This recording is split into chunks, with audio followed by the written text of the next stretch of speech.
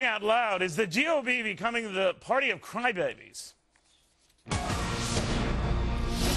Welcome, everybody. I'm Neil Cavuto. And Fox on top of the grand old party and a grand old funk. Instead of accepting defeat, Republicans losing to Tea Party-backed candidates just keep digging in, looking more like party whiners than winners, especially when they don't win their party. Take Charlie Crist, who just up and leaves his party and is still losing to the guy who we thought he could beat if he joined a new party. Same old story. Still losing to the same young Marco Rubio. Then there's Mike Castle in Delaware, not ruling out just writing himself in after Christine O'Donnell just took him out. Ditto for Alaska Senator Lisa Murkowski, refusing to give up the good fight, and a sympathetic GOP refusing to force her to give up a good committee post.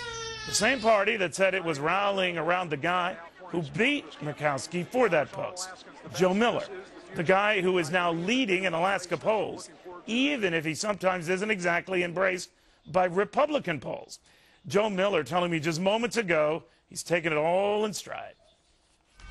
No, it really doesn't change our approach. We're going to continue to communicate to Alaskans that we've got to get our future under control. We cannot depend upon a government that's going bankrupt. It certainly is making us more energetic. In fact, after our announcement, we had more volunteers come into our campaign than at any other time. And, of course, it's not bad for fundraising either. But it's interesting how some of the establishment, certainly not all, but some of the establishment Republicans who have lost races to Tea Partiers like yourself. That's oversimplifying it, I know, Joe, but Mike Castle comes to mind in Delaware. He, too, looking at a write-in candidacy. He, too, not going quietly into the night. What message is that sending? Not a lot of kumbaya going on here. Right. Well, I mean, I think liberals have a real tough time relinquishing power. I mean, that's part of the message. We can see that in both of their actions. But in addition to that, we also understand that in order to change the system, it's not going to be easy. I mean, these folk are not going to lose or leave their power willingly. It's going to require effort. This is not an election in which everything changes all at once. But the American people, Alaskans, need to understand that we're going to have to work forward to make this happen. I'm just wondering, though, in the case of Senator Murkowski, the fact that she gets to keep seniority posts right through the end of her term, and that the Republican Party isn't fighting her on that, and doesn't seem to be, on a national basis, going gaga over you or any of these other Tea Partiers that have emerged. What's happening here? Well, I mean, to change D.C., you got to change the people that are there. I mean, this is a mindset. It's a crisis of leadership that's caused our country to be at the point that it's at. And the direction of this nation, it's not happened, in 1 or 2 years. It's taken decades. And that really is reflected, I think, in the composition of who we have up in D.C. today. So, it's not an easy task. I will tell you that seniority is not going to matter after November. Clearly, Alaskans are going to, I think, embrace the future, which is, I think, resource development, moving forward our state by getting more state control and pushing the federal government out of our backyard.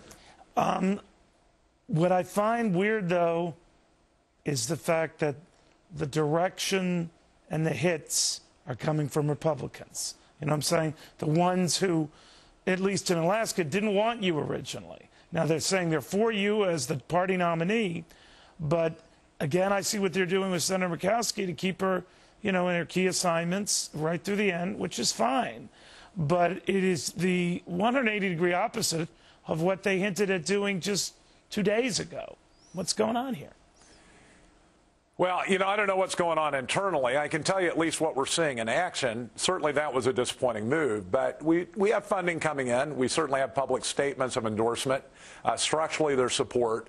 So I think the leadership is getting it. Certainly there's a tension there. I mean, I'll be honest with you. It's very difficult when you're going in a new direction to have the leadership embrace that completely, particularly when you've got decades of the past that you're behind. Well, I don't think they're embracing it at all. Again, so I don't think they are embracing it. And I know you're running for office and you're trying to be, kind to all here. But the fact of the matter is that Republicans appear to be wanting to sing off the same choir book, except when the particular hymn doesn't doesn't suit them. Now, there was a time when you were among the hymns that didn't suit them. And then today, they have this new pledge to America that they timed directly opposite President Obama speaking at the United Nations. So I'm beginning to think whether they're the Keystone Cops, not you Tea Partiers. Well, I got to tell you, I'm optimistic. I really am. And I do believe that if the leadership does not respond to what's happening at a ground level, that there is going to be a real issue. But I see indicators that it is. I do believe that there's an understanding that this is an opportunity to lead this nation into the direction it needs to go. Certainly for Alaska, that's an extraordinary opportunity. We're going to focus on that, and we're going to focus on the optimism. There certainly will be, along the way, little bumps, and I think these are some little bumps. But we do have an optimistic view that these common sense Americans are going to communicate clearly to their leaders that they've elected that, look, we got to go a different way. And I think there will be response. But if not, that will just yet be another challenge. Yeah, it's time to bang some heads, I guess. Though, I'm wondering that, let's say you do get elected, and like I said, the polls right now look very good for you. And Christine O'Donnell out of nowhere pulls this Democratic race that looks like it's hers not to win. You're going to have a bunch of inexperienced folks heading to Washington. And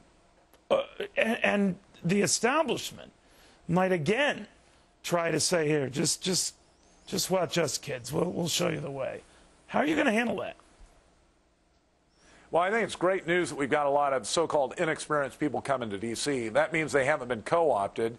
It means they're coming there with a goal, and that is to communicate to D.C. that, look, the people of this nation want to turn back the federal government, reverse its growth, and get power back to the states. So Alaska can develop its resource base and that, 50 billion barrels of crude that we have, ANWR, 200 trillion cubic feet of natural gas.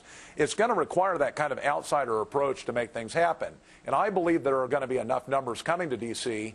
that we're going to have a marginal impact on those that remain, especially those that are facing re-election in 2 years. They know that the same thing's going to happen to them that's happened to these other incumbents, that if they don't respond to what the American people are saying, look, we know the system's broke, look, we know the past doesn't work, and look, we want control back at home, back in our own states, then I really do believe that there's going to be a responsiveness to it.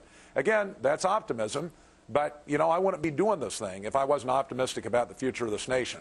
Sarah Palin, who very early supported you, Joe, has popped in and out of Iowa, New Hampshire, some key states that might play a big role in a couple of years. Would you support her for president? We've been asked that question before. There are a number of great candidates out there, including, I have been, actually. But we have had, a number of people that have introduced their names as potential candidates in 2012.